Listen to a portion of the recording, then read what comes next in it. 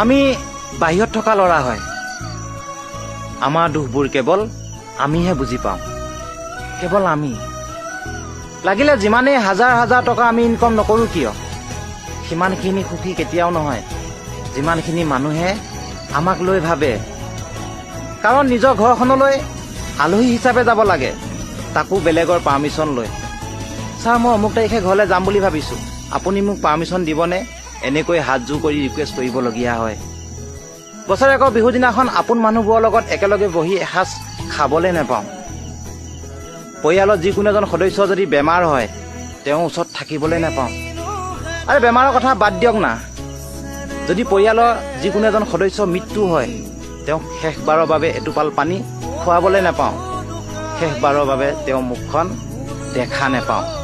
তাতকৈ ডাঙৰ দুখ আৰু কি হ'ব পাৰে বাৰু, কওকচোন আপোনালোকে।